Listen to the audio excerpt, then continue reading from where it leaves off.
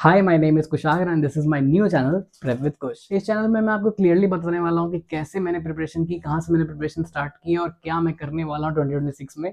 इस चैनल में मैं आपको बताने वाला हूँ कि कैसे आप अपनी बैंकिंग प्रिपरेशंस को नेक्स्ट लेवल तक लेके जा सकते हैं और क्या गलतियां मैंने की थी लास्ट ईयर एंड इस साल में क्या चेंज करने वाला हूँ एंड मेरी नई स्ट्रैटेजीज क्या रहने वाली है। Let me give you some back story कि मैंने अपनी प्रिपरेशन की जर्नी कहाँ से स्टार्ट की थी। सो मैंने अपनी प्रिपरेशन जो है वो लास्ट ईयर अप्रैल से स्टार्ट की थी, जब मैंने पहली बार किसी फैकल्टी के क्लासेस बाय किए थे। उस टाइम पे मैंने बहुत ज़्यादा रिसर्च नहीं किया था, पर मेरा सिंपल सा गोल ये था कि कौन से टीचर की बातें मुझे सबसे ज़्यादा समझ में आ रही हैं, जो कि मुझे अड्डा के टीचर से काफ़ी ज़्यादा मुझे रिलेट हो पाया, इसलिए मैंने उनकी क्लासेस बाय की। और साथ ही में एक और रीज़न ये भी था कि उनकी काफ़ी ज़्यादा हाइप चल रही थी उस टाइम पे, टू बी ऑनेस्ट। तो ये भी एक रीज़न था उसमें से। सो अप्रैल में मैंने क्लासेस तो बाय कर ली थी, बट स्टिल मैं उस टाइम पे पूरी तरीके से पढ़ नहीं पा रहा था, क्योंकि मैं एक फुल टाइम जॉब में था। तो मैं डेली एक क्लास ज़रूर कर रहा था, बट मुझे कुछ उस टाइम पे समझ नहीं आ रहा था। आई नो बहुत सारे लोग हैं जो मैनेज कर पाते हैं जॉब एंड पढ़ाई एक साथ, बट मुझसे वो चीज़ नहीं हो पा रही थी। तो फाइनली मैंने जुलाई से अपना सीरियस वाला प्रिपरेशन स्टार्ट किया, जब मैं पूरा टाइम लगा रहा था पढ़ने में। बट स्टिल हुआ क्या कि जब मैंने पहला एग्जाम दिया, जो कि मेरा एसबीआई पीओ का था, तब मुझे रियलिटी हिट हुई। एक तो मेरा फर्स्ट शिफ्ट का एग्जाम था, तो मैं सुबह सुबह किसी और सिटी गया था, क्योंकि मेरे सिटी में वो सेंटर्स नहीं है। तो मैं किसी और सिटी गया था एग्जाम देने के लिए। एंड वहाँ जब मैं एग्जाम देने गया तो मुझे एक फ्रेंड मिल गया था, लकीली। उसने मुझे सारे प्रोसेस बताए कि कैसे एंट्री करनी होती है, कैसे बाकी सारी चीज़ें होती हैं। तो वो मेरा काफ़ी ज़्यादा स्मूथ रहा था। एंड जब मैं एग्जाम सेंटर में एग्जाम देने बैठा, एक तो मैं बहुत ज़्यादा नींद में था, मैंने रियलाइज़ नहीं की थी वो चीज़ जो मुझे बाद में हिट हो रही थी। बट वो 1 घंटा कैसे बीत गया मुझे कुछ समझ नहीं आया। मुझे सीरियसली कोई आइडिया नहीं है। उसमें 40 मार्क्स की इंग्लिश थी, तो मैं कॉन्फिडेंट था कि मे बी अच्छा चला जाए, क्योंकि मेरी इंग्लिश अच्छी रही है शुरू से। लेकिन हुआ कुछ उसका उल्टा ही। 1 घंटा कैसे बीत गए मुझे पता भी नहीं चला। एग्ज़ाम सेंटर से निकलने के बाद मेरे फ्रेंड ने मुझे थोड़ा डिटेल में बताया कि एक्चुअली होता क्या है। एंड ये जो रीजनिंग और क्वांट्स है, उसमें 50% ऑलमोस्ट 50% जो वेटेज होता है, रीजनिंग में पजल्स का होता है एंड क्वांट्स में डीआई का होता है, जिसका मुझे कोई आइडिया नहीं था। एंड वो चैप्टर या तो मैंने बेसिक्स किए हुए थे उस चैप्टर्स के, या फिर मैंने छुआ भी नहीं था उस टाइम पे।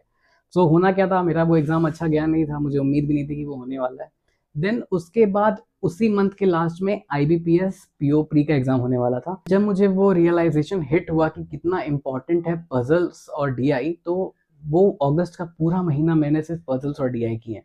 मैंने और कुछ नहीं पढ़ा है। इंग्लिश में मैं थोड़ा कॉन्फिडेंट था कि मेरा हो ही जाएगा, तो मैं उतना नहीं दिमाग लगा रहा था उस पर। मैं कभी कभी थोड़ा एडिटोरियल्स वगैरह कर लेता था, सिर्फ और सिर्फ वो कैप के लिए। मैं कभी भी उसमें वो एरर डिटेक्शन या फिर जो आर्टिकल्स होते थे वो पढ़ने नहीं जाता था। मैं सिर्फ और सिर्फ उसमें वोकैबुलरी के लिए जाया करता था। एडिटोरियल्स कभी कभी देख लिया करता था।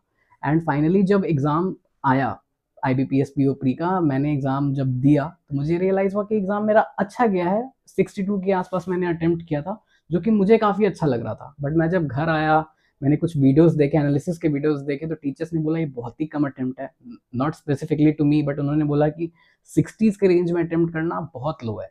तो जिन्होंने 70 किया, 80 किया, उनके हाई चांसेस है, 60 में बहुत ही कम चांसेस है। तो मैं पूरा डिमोटिवेट एक बार के लिए हो गया था, मुझे लगा होने वाला तो नहीं है। तो मैं बैठ गया था। फिर नेक्स्ट एग्जाम था एसबीआई क्लर्क का, तो मैं उसके लिए पूरा प्रिपरेशन में लग गया। ऑलरेडी पजल्स और डीआई जो मैंने किए थे, उसने मुझे बहुत ज़्यादा हेल्प किया। उसके अलावा मैंने एक दो चैप्टर्स और किए थोड़े, क्वांट्स में स्पेशली, क्योंकि मैंने कुछ मॉक्स वगैरह लिए थे, जिससे मुझे रीजनिंग के कुछ कुछ चैप्टर्स ऑलरेडी समझ में आ रहे थे। बाकी जो बेसिक्स थे वो मैंने जुलाई के टाइम पे किए थे, तो वो मेरा ठीक चल रहा था। पर हुआ क्या कि जब मैंने एसबीआई क्लर्क का एग्ज़ाम दिया, तो उसमें मेरे अराउंड 74 अटेम्प्ट थे और मैं बहुत ज़्यादा कॉन्फिडेंट था कि भाई लास्ट ईयर 47 गया है कट ऑफ बिहार में, इस बार कितना ही चला जाएगा। मुझे उतना नहीं पता था वैकेंसी ये वो, मैंने उतना रिसर्च नहीं किया था, तो मुझे आइडिया नहीं था। मुझे लगा कि उसी के आसपास की होगी। मैंने एक इंसान से पूछा, जिससे आप सब लोग आजकल कुछ पूछ रहे हो, कोई भी क्वेश्चन होता है, चैट जीपीटी से मैंने पूछा, तो उसने मुझे यही बोला कि फ्लक्चुएशंस होते हैं बट इतने ज़्यादा नहीं होते, तो आप जो हो वो सेफ जोन में हो। क्योंकि मैंने 74 अटेम्प्ट किया था और मेरी एक्यूरेसी अच्छी थी। मैंने कोई भी रॉन्ग टिक नहीं किया था, इतना मुझे पता था कि मैंने बहुत ज़्यादा रॉन्ग नहीं किया। मेरी लोएस्ट मैंने सोच के रखा था कि मेरी जो एक्यूरेसी जाएगी वो 85% की जाएगी, उससे नीचे मैं सोच भी नहीं पा रहा था। वो ऐसा एक्चुअली हो गया था। तो मैं कॉन्फिडेंट था कि वो मेरा एग्जाम हो जाएगा। एंड देन फिर उसके बाद आया आईबीपीएस क्लर्क का एग्जाम। तो वो जब मैं देने गया, तो मैं चिल माइंड से गया था। एंड सब कुछ ठीक था। एंड मैंने जब वो एग्जाम दिया, तो मैंने क्वांट्स में अपनी एक्सपेक्टेशन से ऊपर उसमें परफॉर्मेंस दिया। मुझे लगा था 20 के ऊपर तो मैं कभी नहीं जा पाऊंगा। एंड मैंने 26 अटेम्प्ट किए थे क्वांट्स में। मुझे रीजनिंग में लगा कि मैंने कम अटेम्प्ट किए, 27 ही, क्योंकि मैं मॉक्स में अराउंड 30 प्लस कर ले रहा था, तो मुझे लग रहा था कि बहुत ही खराब है। एंड मैंने जब अपना अटेम्प्ट टोटल काउंट किया, तो मुझे पता चला मैंने 82 के आसपास अटेम्प्ट किया। तो उसमें मुझे लगा कि होने वाला तो नहीं है, बिकॉज बिहार की लास्ट ईयर की कट ऑफ IBPS क्लर्क की अराउंड 79-80 गई थी। 82 तो मैंने अटेम्प्ट ही किया है, तो मैंने सोचा कि इस बार तो मेरा होने वाला नहीं है। बट अब जो होना होता है वो हो के रहता है। तो एक्चुअली हुआ ये कि SBI PO तो मेरा नहीं होने वाला था, वो मुझे पता था, बट मेरा IBPS PO हो गया था। PO प्री जो था वो मेरा हो गया था। पहले तो मुझे वही नोटिफिकेशन आया था कि आपका हो गया, एंड देन फिर स्कोर कार्ड लेट से आता है, तो मैंने वो देखा था कि मेरा हो गया है। अब इतना मैं डिमोटिवेट हो गया था PO प्री देने के बाद। मेरे हिसाब से अच्छा था, बट लोगों ने बोल दिया इतना खराब है, टीचर्स ने बोल दिया इतना खराब है कि मैंने मेंस के बारे में सोचा भी नहीं। एंड मैंने एक बार ट्राई भी किया था मेंस पढ़ने का, बट उससे हो ये रहा था कि मेरी स्पीड पूरी खराब हो जा रही थी, एंड क्लर्क के एग्जाम लगे हुए थे, तो मैंने मेंस छोड़ दिया कंप्लीटली। अब जब मुझे पता चला कि मेरा PO प्री हो चुका है, मेंस के लिए सिर्फ कुछ ही हफ्ते बचे थे, या शायद एक ही हफ्ता बचा था, I don't remember exactly, but ऐसा ही सिचुएशन था। मुझे कुछ समझ नहीं आ रहा था मैं क्या करूं। जो मुझसे हो पड़ा, जुलाई अगस्त के उस टाइम पे जो था, 2-3 महीना के मैंने जितने भी GA थे पूरे मैंने घिस दिए, और कुछ नहीं किया मैंने कि GA मैं घिस देता हूँ 2-3 महीना के, 6 महीना के मेरे होने वाले नहीं है, और कुछ लोग तो 9 महीना 10 महीना भी करते हैं भाई। मेरे पास टाइम नहीं था उतना, तो मैं 2 महीना का GA करके गया था। एंड बाकी जो थे, मैथ्स मेरी वीक थी, तो मैंने मैथ्स पे बहुत ज़्यादा फोकस किया था। मैंने मॉक्स दिए थे कुछ कुछ कि मेरी मैथ्स इंप्रूव हो जाए, बट स्कोर जो बहुत ही सेटिस्फैक्ट्री मुझे नहीं मिल रहे थे, पर देना तो था ही। पर हो क्या रहा था कि लोग ऊपर से ऑर्डर आ रहे थे कि 3 घंटे का एग्जाम होता है, पूरे टाइम कंसंट्रेशन मेंटेन होना चाहिए, इट्स नॉट इजी, ये वो। मैं बहुत ज़्यादा डर गया था उस चीज़ को भी लेके। एंड मॉर्निंग शिफ्ट थी मेरी। बट मैं एग्ज़ाम सेंटर जब गया, एग्ज़ाम देने गया, तो मैं चिल था। मतलब मुझे ऐसा एग्ज़ाम देके भी जब मैं आया, तो मुझे वो 3 घंटे फ़ील भी नहीं हुए कि 3 घंटे है, बहुत लंबा एग्ज़ाम है, ऐसा मुझे कुछ भी फ़ील नहीं हुआ। ओवरऑल एग्ज़ाम मेरे हिसाब से बहुत ही अच्छा गया था। अब सॉरी, बहुत अच्छा नहीं गया था, बट अच्छा गया था। मुझे लग रहा था कि मैं पास हो जाऊँगा, इतना है। मेबी मेरा फाइनल सिलेक्शन ना हो, बट मैं इंटरव्यू दे पाऊँगा, मेंस क्लियर हो जाएगा, इतना तो मुझे लगा था कि ये तो हो ही जाएगा। बट अनफॉर्चुनेटली हुआ नहीं, क्योंकि मेरा रीजनिंग में बहुत सारे रॉन्ग हो गए थे, जो मैं आपको आने वाले वीडियोस में बताऊंगा कि क्या मेरी गलती रही, कैसे क्या हुआ। बट ये हुआ। एंड देन फिर SBI क्लर्क का भी जो रिजल्ट था, मैं बहुत ज़्यादा कॉन्फिडेंट था कि लास्ट ईयर 47 है, इस बार मैंने 74 अटेम्प्ट किया, ईजिली मैं क्रैक कर लूँगा। बट हुआ कुछ उल्टा। उसकी कट ऑफ ही 74 चली गई बिहार की SBI क्लर्क की, तो वो मेरा क्लियर हुआ नहीं।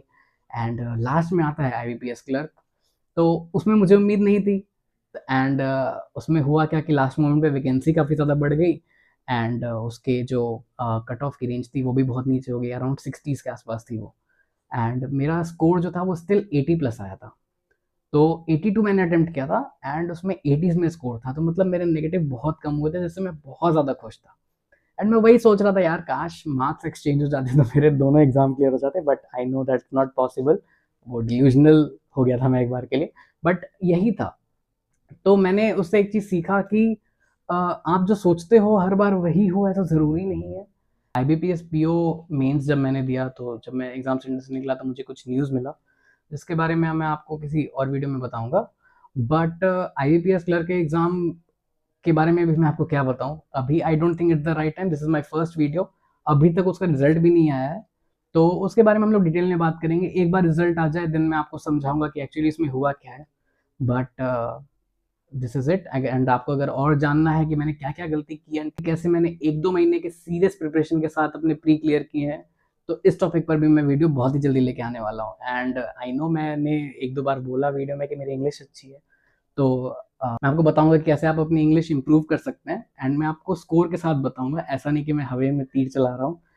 तो प्रॉपर स्ट्रैटेजी मैं आपको बताऊँगा कि कैसे आप अपनी इंग्लिश को इम्प्रूव कर सकते हैं, एंड अच्छे मार्क्स से, या फिर नहीं भी तो बहुत लोग का ये भी इशू होता है कि ओवरऑल उनका मार्क्स बहुत अच्छा आता है, बट वो सेक्शनल कट ऑफ इंग्लिश का क्लियर नहीं कर पाते। मैंने ये भी देखा कि IBPS PO प्री में, जो कि बाकी सब्जेक्ट्स में रीजनिंग और क्वांट्स में लोग के बहुत अच्छे स्कोर थे, बट वो किसी भी तरीके से इंग्लिश में स्कोर नहीं ला पाए।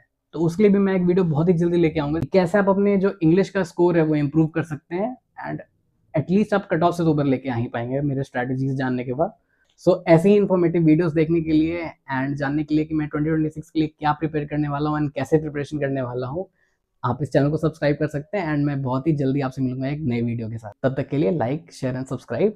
बाय।